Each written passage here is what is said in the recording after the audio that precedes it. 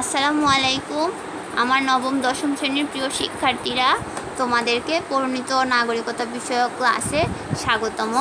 আজকে আমরা পরিণত নাগরিকতা বিষয়ে যে পূর্বের দিন পঞ্চম অধ্যায় পড়েছিলাম, আজকে আমরা পঞ্চম অধ্যায়ের দ্বিতীয় ক্লাসটি করব, অর্থাৎ সংবিধান বিষয়ক আজকে আমাদের দ্বিতীয় ক্লাস। তোমাদের মনে আছে পূর্বের ক্লাসে আমরা সংবিধান কী সে সম্পর্কে জেনেছি এবং সংবিধান প্রণয়নের যে 4টি পদ্ধতি সে সম্পর্কে জেনেছি। আজ আমরা সংবিধানের শ্রেণী বিভাগ সম্পর্কে জানব। সংবিধানের শ্রেণী বিভাগসমূহ দেখো। সংবিধানকে মূলত দুটি দৃষ্টিকোণ থেকে ভাগ করা হয়। সংবিধান, যেহেতু তোমাদের মনে আছে সংবিধান হচ্ছে এমন কতগুলো লিখিত অলিখিত নিয়মের সমষ্টি যা দ্বারা একটি রাষ্ট্র কীভাবে পরিচালিত হয় তার দিক নির্দেশনা দেওয়া হয়ে থাকে।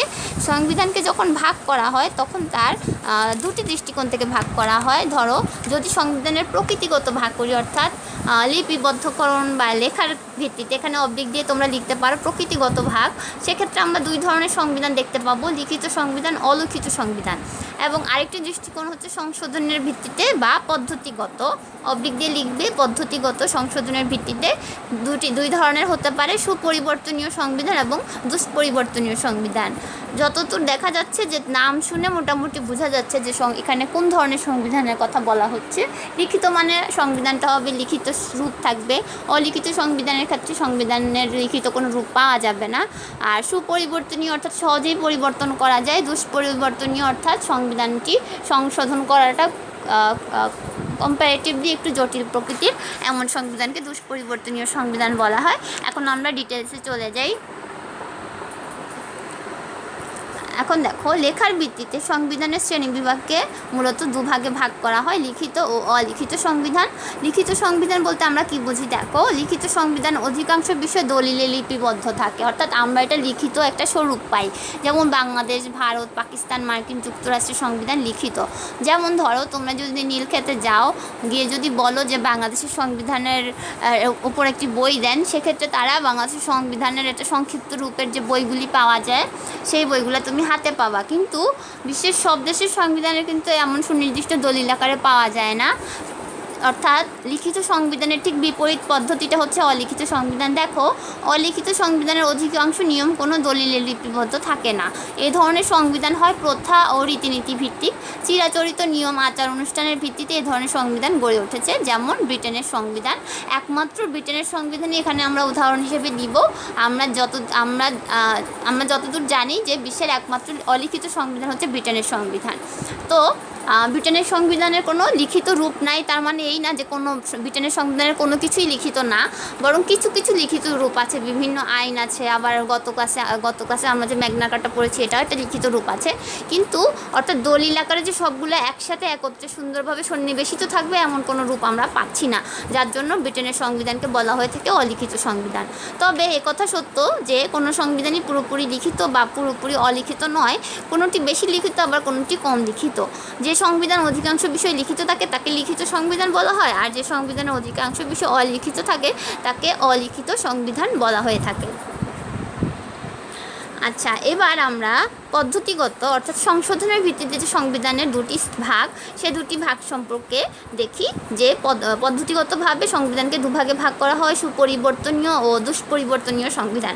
সুপরিবর্তনীয় সংবিধান কি দেখো, সুপরিবর্তনীয় সংবিধানের যে কোনো ধারা অর্থাৎ আর্টিকেলগুলা খুব সহজে পরিবর্তন বা সংশোধন করা যায়। এক্ষেত্রে সংবিধান সংশোধন বা পরিবর্তন করতে কোনো ধরনের জটিলতার আশ্রয় নিতে হয় না।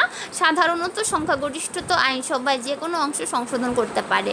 সেক্ষেত্রে ব্রিটিশ সংবিধান একটি সুপরিবর্তনীয় সংবিধান, অর্থাৎ সংসদের 3 ভাগের 2 ভাগ সদস্য যদি ওই সংশোধনীর পক্ষে হ্যাঁ ভোট দেয়, তাহলে সেই সংবিধান সংশোধন করা যায়।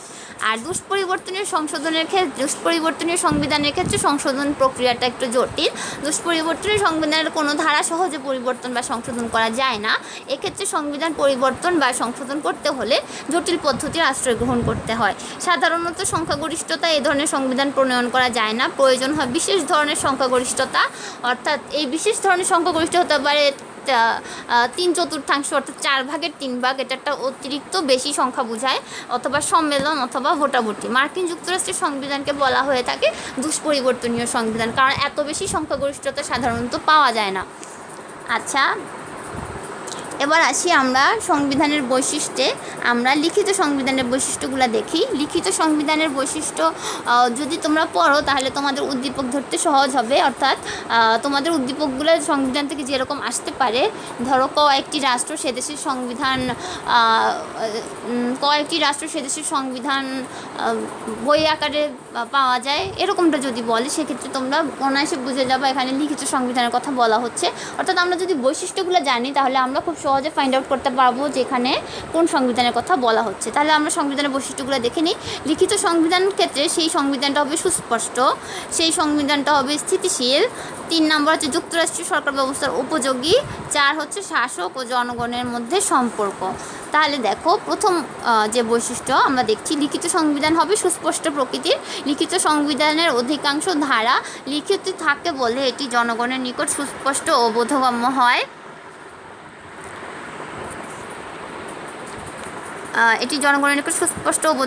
লিখিত সংবিধানের সাধারণত সংশোধন পদ্ধতি উল্লেখ থাকে, বিধায় খুব সহজে পরিবর্তন বা সংশোধন করা যায় না। কিন্তু সমাজ যেহেতু প্রতিনিয়ত পরিবর্তনশীল, লিখিত সংবিধান পরিবর্তিত সমাজের সাথে তাল মিলিয়ে চলতে পারে না। এজন্য এটি কখনো কখনো প্রগতির পথে অন্তরায় হিসেবে কাজ করে। তাছাড়াও অনেক সময় সংবিধান সংশোধনের জন্য জনগণ বিপ্লব করতে বাধ্য হয়। আমরা লিখিত সংবিধানের সাথে তাহলে দুষ্পরিবর্তনের সংবিধানের কিছুটা সাদৃশ্য পেলাম, যে লিখিত সংবিধান সাধারণত সহজে পরিবর্তন করা যায় না। কিন্তু তার মানে এই নয় যে সব ক্ষেত্রে পরিবর্তন করা যায় না, কিছু কিছু ক্ষেত্রে পরিবর্তন করা যায় না। কিন্তু পরিবর্তন আসলে একটা অনিবার্য একটা বিষয়, যে পরিবর্তন আসলে প্রয়োজন সংবিধানের ক্ষেত্রে। কারণ সময়ের পরিবর্তনের সাথে সাথে মানুষের আশা আকাঙ্ক্ষা চাহিদার পরিবর্তন ঘটে। তখন মানুষের প্রয়োজনের সাথে সামঞ্জস্য রেখে যদি সংবিধান পরিবর্তন করা না যায়, সেক্ষেত্রে জনমনে ক্ষোভ তৈরি হবে, অসন্তোষ তৈরি হবে, এবং সেটা আলটিমেটলি বিপ্লবের দিকে তাদেরকে ধাবিত করবে। 2 নম্বর পয়েন্টটা হচ্ছে লিখিত সংবিধান স্থিতিশীল হয়।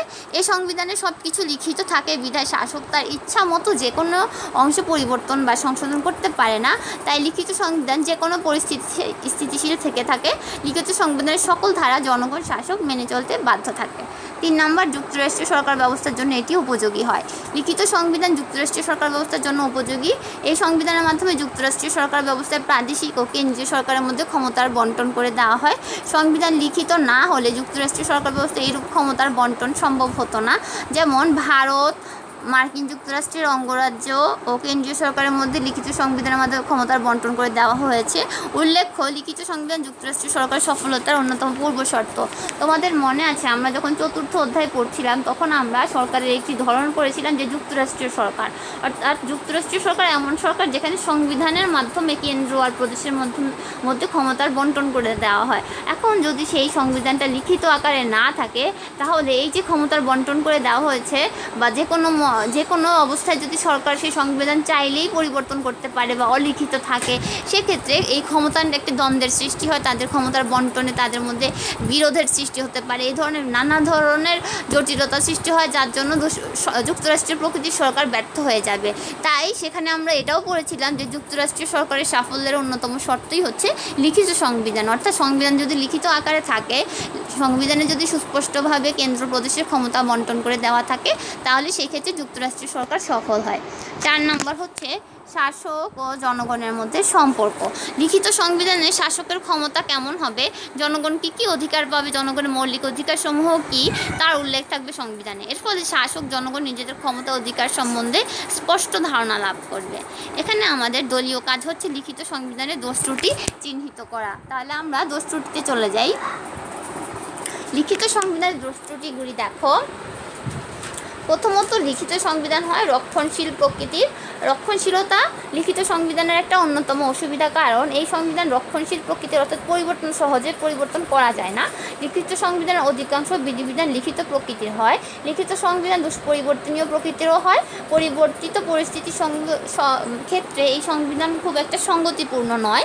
তাই এই সংবিধান রক্ষণশীল এবং গতিহীন, অর্থাৎ পরিবর্তনের সাথে সামঞ্জস্যপূর্ণ নয়। দ্বিতীয়ত সমস্যাটা যেটা হচ্ছে, এটা হচ্ছে জটিল।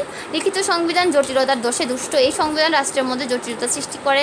এই সংবিধানের ভাষা, শব্দ জটিল প্রকৃতির হয়। জটিল বিষয়ে জনগণ সহজে বুঝতে পারে না।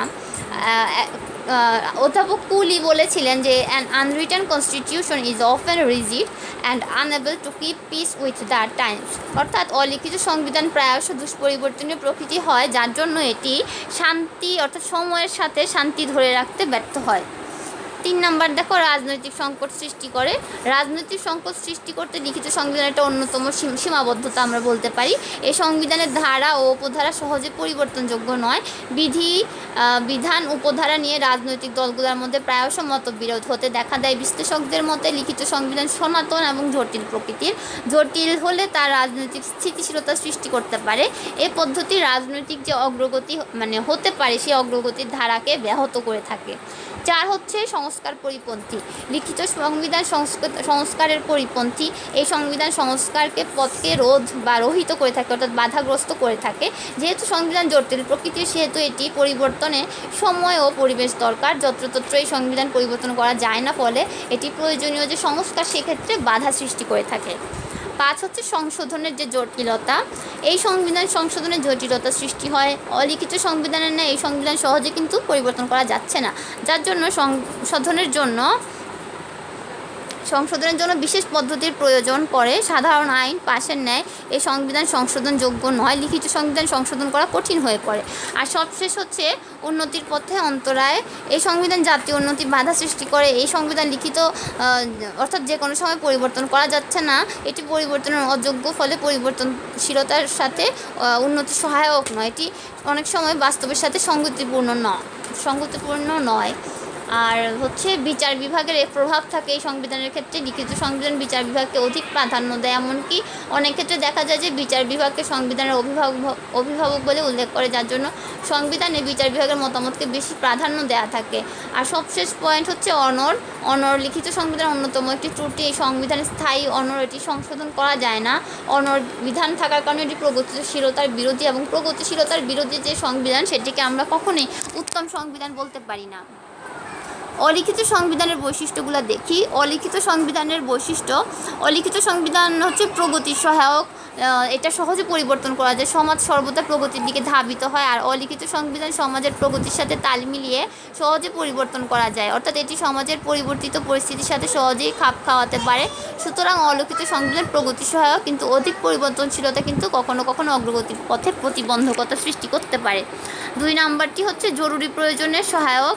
অলিখিত সংবিধান যেহেতু সহজে পরিবর্তনীয়, তাই জরুরি প্রয়োজন মেটাতে অলিখিত সংবিধান খুব কার্যকর। তখন যে কোনো ক্ষেত্রে অলিখিত সংবিধান ঘন ঘন পরিবর্তনের ফলে অনেক ক্ষেত্রে স্থায়ী নীতি কার্যক্রম হাতে নেওয়া যায় না। এটা আবার আমরা দেখতে পাই যে সরকারের স্থিতিশীলতা নষ্ট করে দেয়। আর 3 নাম্বার হচ্ছে বিপ্লবের সম্ভাবনা কম। এই সংবিধান সহজে পরিবর্তন করা যায়। জনগণের আশা আকাঙ্ক্ষা অনুযায়ী অলিখিত সংবিধান পরিবর্তন হতে পারে বিধায় বিপ্লবের সম্ভাবনা কম থাকে। আর সর্বশেষ যে পয়েন্টটি, বৈশিষ্ট্যের ক্ষেত্রে যে যুক্তরাষ্ট্রীয় সরকার ব্যবস্থা অলিখিত সংবিধান উপযোগী নয়। এই সংবিধান অধিকাংশ ক্ষেত্রে দেখা যায় এককেন্দ্রিক দেশগুলো, সেখানে এটার প্রয়োগ দেখা যায়। বিষয় লিখিত না থাকায় রাষ্ট্র পরিচালনার বিষয় সম্পর্কে অনেকেই সুস্পষ্ট ধারণা থাকে না। এবং সবশেষ যে পয়েন্টটি সেটি হচ্ছে লিখিত এবং অলিখিত সংবিধানের যে পার্থক্য, সেটি তোমাদেরকে তুলে ধরতে বলেছে। পার্থক্যগুলো দেখি আমরা। লিখিত এবং অলিখিত সংবিধানের যে পার্থক্য, প্রথমত সংজ্ঞাগত যে পার্থক্য আমরা দেখছি, যে লিখিত সংবিধান হচ্ছে এমন এক ধরনের সংবিধান যেখানে সংবিধানের অধিকাংশ ধারা উপধারা লিখিত বা লিপিবদ্ধ থাকে। আর অলিখিত সংবিধানের ক্ষেত্রে সংবিধানের অধিকাংশ নীতিমালা কাগজে কলমে অলিখিত থাকে। এই সংবিধানের অধিকাংশ বিধান প্রথাগত রীতিনীতির উপর ভিত্তি করে গড়ে ওঠে। 2 নম্বর যে পার্থক্য সেটি হচ্ছে প্রণয়নগত পার্থক্য। লিখিত অলিখিত সংবিধানের প্রণয়নগত পার্থক্যতে আমরা যা দেখি, অলিখিত সংবিধান প্রণয়নের চেয়ে লিখিত সংবিধান প্রণয়ন বিশেষ প্রক্রিয়া অবলম্বন করা হয়। লিখিত সংবিধানে একটি বিশেষ সংস্থা বা কমিটি, অর্থাৎ আমরা যে আলাপ আলোচনা বা গণপরিষদের যে পদ্ধতিটি দেখেছিলাম, এরকম কোনো পদ্ধতিতে প্রণীত হয়ে থাকে। আর পক্ষান্তরে অলিখিত সংবিধান প্রণয়নে বিশেষ করে সংস্থা, কমিটি, গণপরিষদ, আলাপ আলোচনার প্রয়োজন হয় না। এটা সমাজ ব্যবস্থায় ক্রমবিবর্তনের মাধ্যমে গড়ে ওঠে। দেশের আর্থসামাজিক প্রেক্ষাপটে তা গড়ে ওঠে। 3 নম্বর পার্থক্য হচ্ছে প্রকৃতিগত পার্থক্য। প্রকৃতিগত পার্থক্য যদি বলি তাহলে দেখা যাবে যে লিখিত অলিখিত সংবিধানের মধ্যে যে প্রকৃতি হচ্ছে, আমরা লিখিত জানি, লিখিত সংবিধানের রূপ হচ্ছে লিখিত রূপ আর প্রকৃতিগত দিক থেকে। আর অলিখিত সংবিধানের রূপ হচ্ছে অলিখিত রূপ, অর্থাৎ এটি সাধারণত সুপরিবর্তনীয়। আর এরপর আসি আমরা 4 নম্বর পদ্ধতিগত পার্থক্য। লিখিত ও অলিখিত সংবিধানের মধ্যে সংশোধনের একটা বৈশিষ্ট্য বিদ্যমান দেখি আমরা। লিখিত সংবিধান সহজে পরিবর্তনযোগ্য নয়, তাই আইন পাশের যে পদ্ধতি তার মাধ্যমে এটি সংশোধন করার প্রয়োজন পড়ে। কিন্তু অলিখিত সংবিধান সংশোধনে বিশেষ কোনো পদ্ধতির প্রয়োজন পড়ে না, সাধারণত আইন পাশের পদ্ধতি অনুসারে এটি সহজেই পরিবর্তনযোগ্য। 5 হচ্ছে ক্ষমতা স্বতন্ত্রীকরণের পার্থক্য। লিখিত ও অলিখিত সংবিধানের পার্থক্যের অন্যতম বিষয় হচ্ছে ক্ষমতার স্বতন্ত্রীকরণ। লিখিত সংবিধানে ক্ষমতার স্বতন্ত্রীকরণ নীতি যথাযথভাবে কার্যকর হয়। এই সংবিধান অনুসারে সরকারের যে ক্ষমতা বিভিন্ন বিভাগের মধ্যে ভাগ করে দেওয়া হয়, কিন্তু অলিখিত সংবিধানে ক্ষমতার স্বতন্ত্রীকরণ নীতি সঠিকভাবে প্রয়োগ করা হয় না, কারণ এখানে সরকারের যে ক্ষমতা অধিকাংশ অলিখিত থাকে। তোমাদের এখানে পরিষ্কার করে দিচ্ছি, ক্ষমতার স্বতন্ত্রীকরণ বলতে বোঝানো হয় যে সরকারের যে আমরা 3টা বিভাগ জানি, আইন, শাসন ও বিচার বিভাগ, এই 3টা বিভাগ স্বাধীন নিরপেক্ষভাবে যার যার কাজ শেষে করবে, অন্য বিভাগের কাজে হস্তক্ষেপ করবে না। এই নীতিকে বলা হয় ক্ষমতার স্বতন্ত্রীকরণ নীতি, যেটা শুধুমাত্র কার্যকর করা সম্ভব লিখিত সংবিধানের মাধ্যমে। অলিখিত সংবিধানের ক্ষেত্রে এটি প্রয়োগ করা সম্ভব হয় না। এরপর দেখি সুস্পষ্টতার পার্থক্য 6 নম্বরে। লিখিত সংবিধান সুস্পষ্ট সংবিধানের কারণ তোমরা জানো যে লিখিত আকারে থাকে, সুস্পষ্টভাবে সুনির্দিষ্টভাবে কাগজে কলমে ধারা উপধারা লেখা থাকে, কিন্তু অলিখিত সংবিধানে তা থাকে না। এখানে রাষ্ট্র পরিচালনার নীতিগুলো অস্পষ্টভাবে লিখিত থাকে, ফলে স্পষ্টতার ক্ষেত্রে উভয়ের মধ্যে এটা ভিন্নতা আমরা বিদ্যমান দেখছি। আইনগত পার্থক্য দেখো, লিখিত সংবিধানে আইনের গুরুত্ব অনেক বেশি। এক্ষেত্রে সাংবিধান আইনই হচ্ছে সর্বোচ্চ আইন, অর্থাৎ সংবিধানকেই বলা হচ্ছে এখানে আইন। এই সংবিধানে অন্তর্ভুক্ত নিয়ম নীতি সরকার কর্তৃক সৃষ্টি হয়। অলিখিত সংবিধানের ক্ষেত্রে আইনগত ভিত্তি কম, কারণ এই ধরনের সংবিধান সামাজিক প্রথা রীতিনীতির মাধ্যমে যেহেতু গড়ে উঠেছে, এটি জনমত জনকল্যাণের সাথে সম্পৃক্ত। 8 হচ্ছে বৈপ্লবিক পার্থক্য। উত্তম সংবিধান বিপ্লব সংস্কারের সাথে পার্থক্য পরিলক্ষিত হয়। লিখিত সংবিধান যেহেতু আমরা জানি জটিল প্রকৃতির, এটি যখন তখন সংশোধন করা যায় না, এমন অবস্থায় বিপ্লবের আশঙ্কা দেখা দেয়। আবার অন্যদিকে অলিখিত সংবিধানে বিপ্লবের আশঙ্কা কম, কারণ এটা যে কোনো প্রয়োজনের ক্ষেত্রে জনগণের চাহিদার সাথে সামঞ্জস্য রেখে পরিবর্তন করা যাচ্ছে। আর সবশেষে হচ্ছে বিচার বিভাগের ক্ষেত্রে যে পার্থক্যটা দেখছি, যে লিখিত সংবিধানে বিচার বিভাগের প্রাধান্য দেওয়া হচ্ছে। এক্ষেত্রে বিচার বিভাগ আইন বিভাগ কর্তৃক প্রণীত আইনের পর্যালোচনাও বাতিল করে দিতে পারে, কিন্তু অলিখিত সংবিধানে তা সম্ভব নয়। অলিখিত সংবিধানের ক্ষেত্রে আইনসভার প্রাধান্য বেশি পায়, এক্ষেত্রে বিচার বিভাগ অনেকটাই দুর্বল হয়ে থাকে।